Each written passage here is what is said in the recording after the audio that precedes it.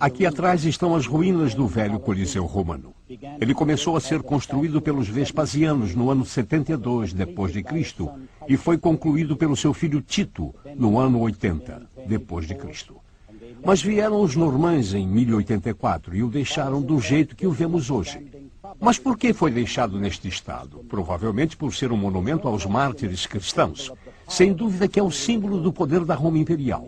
Por outro lado, é uma das páginas obscuras da história humana, na qual a Igreja teve que enfrentar dura perseguição. A história dos mártires é contada em 10 capítulos e 10 diferentes séries de perseguições ocorreram contra a Igreja.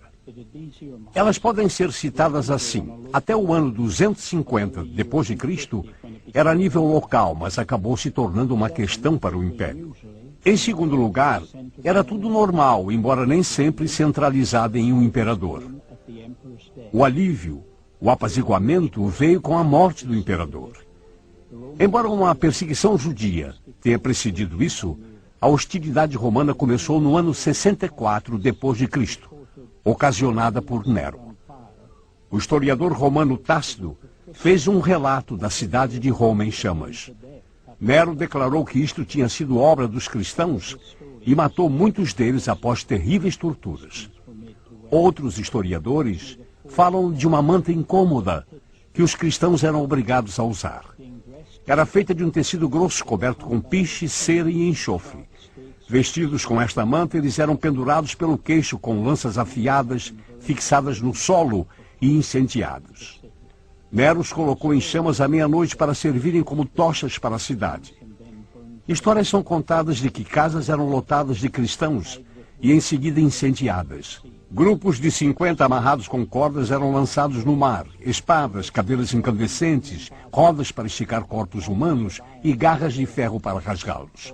Todas essas tentativas de Roma eram para acabar com a influência dos cristãos. Existem 4 razões fundamentais para a perseguição aos cristãos pelo Império Romano.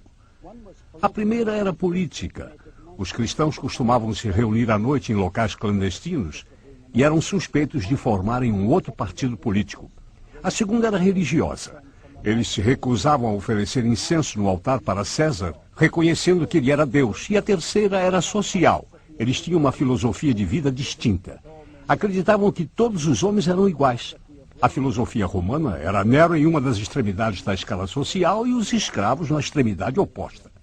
E por fim, tinham as razões financeiras, pois o povo vivia, por exemplo, da confecção de efígies e pequenas imagens de idolatria da deusa Diana, e o evangelho as tirou do mercado. A 10ª e última destas séries ocorreu no mês de março do ano 303 depois de Cristo. Foi um édito emitido pelo imperador Diocleciano. Ele decretava fim a todas as reuniões, destruição de todos os templos, a deposição de todos os oficiais, o encarceramento de todos aqueles que persistiam na desobediência e em submissão a todos os escritos sagrados que, por sua vez, deveriam ser confiscados e queimados. Eusébio, o historiador, confirmou que um posterior édito ordenava aos cristãos a oferecer sacrifício aos deuses pagãos, senão seriam mortos. Ele também relatou que as prisões ficaram tão lotadas que não havia espaço para acomodar os criminosos. A perseguição afrouxou quando Diocleciano abdicou e se aposentou no ano de 305 depois de Cristo. Galério estabeleceu um decreto em seu leito de morte no ano 311 depois de Cristo, dando tolerância ao cristianismo. Quando alguém questiona que proveito se faz desses 241 anos de perseguição, admitimos ser uma difícil pergunta a ser respondida.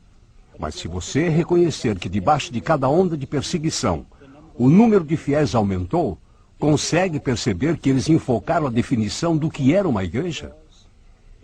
Eles ainda questionavam o direito daqueles que se comprometiam sob perseguição de manterem ou não uma amizade com os demais crentes. E então, há a questão a respeito da autoridade da Bíblia. Mas quando paramos e pensamos, tinham certas cartas que, mesmo sem serem ainda canonizadas, possuíam suprema autoridade e redirecionavam as prioridades do povo. Agora há um interesse neste livro indestrutível.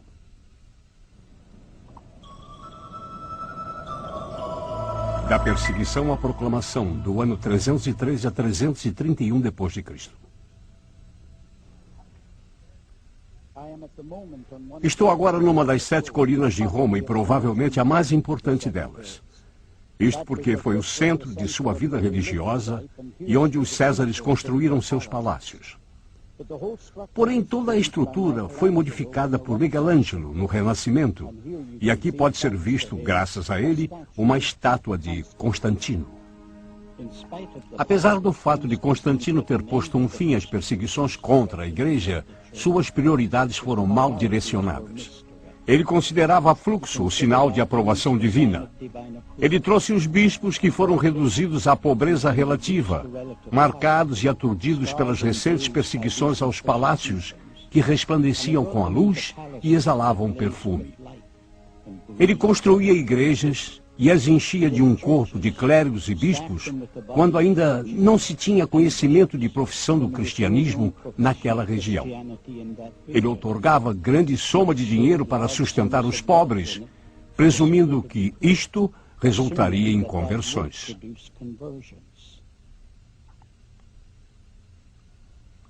No entanto, ao dizer todas essas coisas negativas a respeito de Constantino, posso mencionar uma positiva. Foi ele quem pediu a Batenácio para providenciar 50 Bíblias e copiá-las para que pudesse levar à sede do novo império no leste, Constantinopla. Isto resultou numa coisa. Fez com que as pessoas questionassem o que é a Bíblia. E isso preparou o terreno para a canonização da Escritura. A palavra se torna suprema, 367 a 397 depois de Cristo. À medida que a igreja primitiva estava esperando o breve retorno de seu Salvador, e à medida em que ele ordenava para ir e pregar o evangelho a toda criatura, eles realmente não se interessaram mais em escrever. Não tinham tempo para tal. Então houve uma época em que, eu entendo, foi retomada a escrita apenas para tentar captar o sentido da mensagem. Não estavam preocupados com as palavras que iriam usar, o tempo verbal ou a sintaxe. Eles simplesmente queriam expor informação suficiente para converter as pessoas e ganhá-las para o cristianismo. Mas então veio aquele terrível tempo de perseguição Diocleciana em 303 depois de Cristo. Eles fizeram algo que nunca havia sido feito antes nessas perseguições. Eles exigiram a destruição de todos os documentos sagrados. Não sabemos o que perdemos nesta época. Nós acreditamos que havia literalmente milhares de documentos que nos foram tomados por causa dessa perseguição. Então, logo esse período passou, veio o ávido desejo de saber o que estava escrito.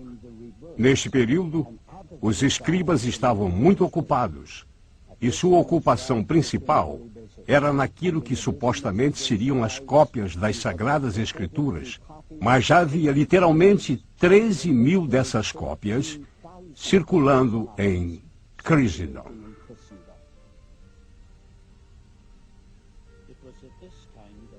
Foi neste tempo que o maior teólogo de sua época, Atanásio, iniciou a cruzada por um Novo Testamento canonizado. Quando nós falamos cânon, nós simplesmente estamos nos referindo a um quadro de medida, um nivelador ou pesos ideais para equilibrar uma balança. A palavra foi primeiramente aplicada às Escrituras por Atanásio no século IV. A história da canonização do Novo Testamento não foi o registro de um simples fato.